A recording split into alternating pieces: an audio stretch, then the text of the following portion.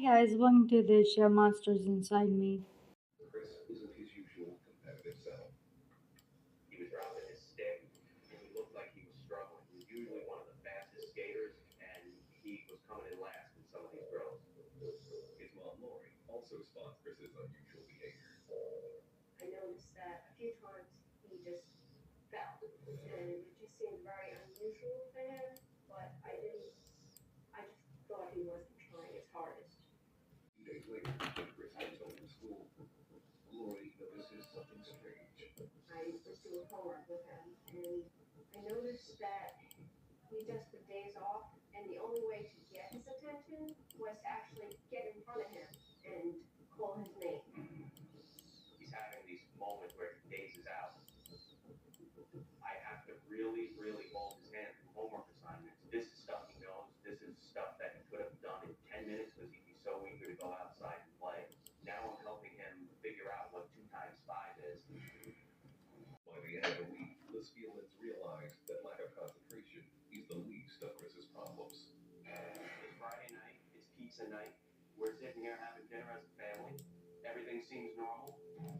Chris kind of gets up from the table and says, "I'm not hungry," which is odd because he's usually good for 3 slices of pizza.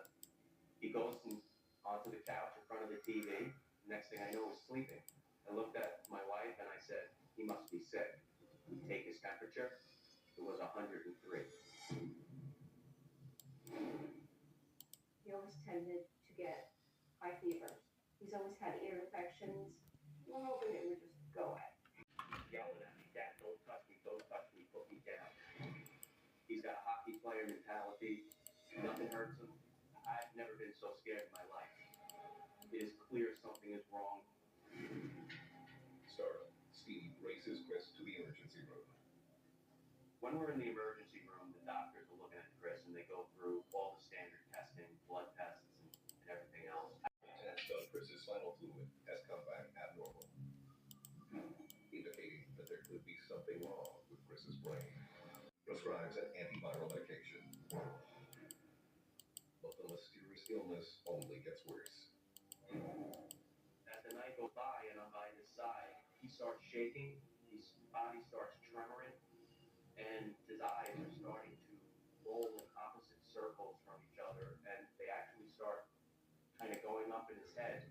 And he told me he couldn't see me, and that he was scared. That's when I got scared. Consciousness became clearly compromised.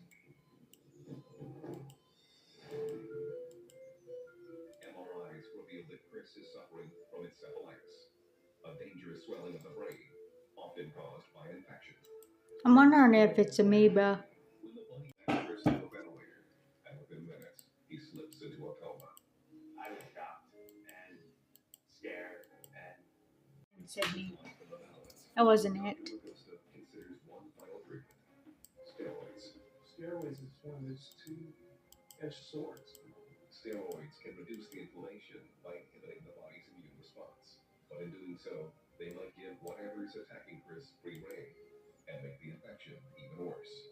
The doctors are very clear that this was experimental and that there wasn't enough in the scientific literature to prove that this would work or not work. When he started on the steroids, started realizing that his response was a little bit better. That's good. Starting to yawn. Now that might seem, very minuscule, but I haven't seen his face move in 17 days, and now he was yawning. Encouraged by Chris's responses, Dr. Agosta decides to test his ability to breathe on his own. They take the ventilator out of Christopher, and everything's fine. He's breathing well on his own. After a month in a coma, Chris finally wakes up. Not looking at you. He just kind of is staring into space, but we're becoming a little more hopeful. But the doctors are cautious. They still don't know what has brought Chris to the brink of death. There's always concern when you don't know what's going on that it could flare back up. Worried that Chris could relapse at any time, and still without any idea what has caused the illness, Dr. Ragosta turns to infectious disease expert Dr. Leonard Weiner. Dr. Weiner and his team pore over Chris's medical records. It's Acanthamobea.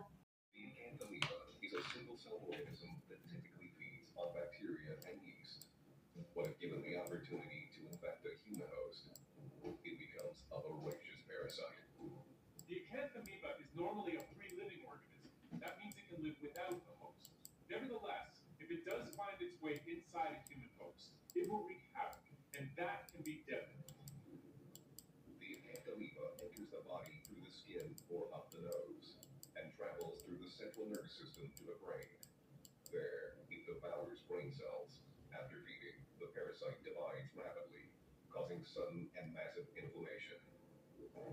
It creates very destructive inflammatory spots within the brain itself, and that is almost always fatal. The doctors wait to see if the Ancanthameba returns. They begin to look at how Chris might have contracted such a ruthless parasite.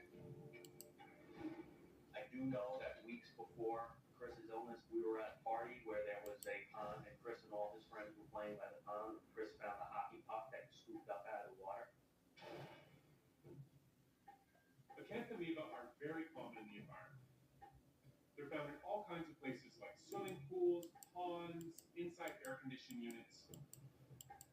People are exposed to Acanthamoeba all the time. Normally, that's not a problem because the immune system can stop Acanthamoeba before it takes hold in the body. But in Chris's case, the parasite somehow sidestepped his immune system and attacked his brain. Doctors continue to monitor Chris. After 6 weeks of rehab, Chris regains his speech, muscle control, and neurological function. Chris told me that he wanted to get better because his hockey team had a tournament coming up and he wanted to make the tournament. For the doctors to prove that the Acanthammoeba is dead. Chris's steady recovery is a sign his immune system has fought off the parasite for good.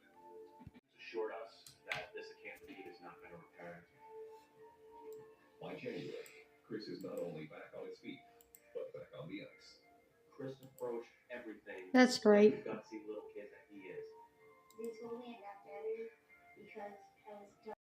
No one knows exactly how Chris beat the parasite, but they do know that he's lucky to be alive. The Acanthammoeba is everywhere, so avoiding exposure to the parasite is nearly impossible. While the parasite is deadly, cases of Acanthammoeba infection are extremely rare in the United States. The reason Acanthammoeba is such a deadly parasite is that it attacks the brain.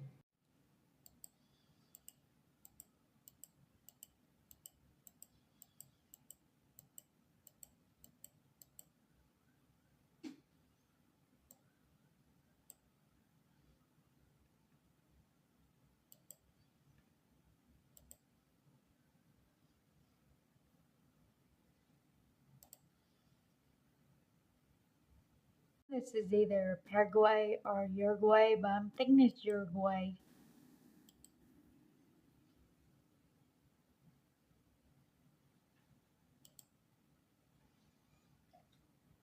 Paraguay.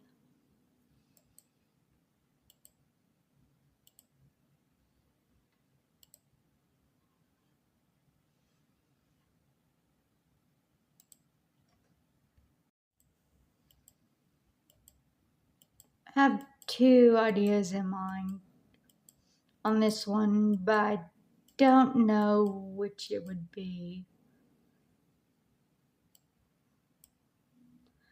These two are my guesses. I don't think it's this one. I was thinking that was more like floral like flowers, so I'm going with Peru.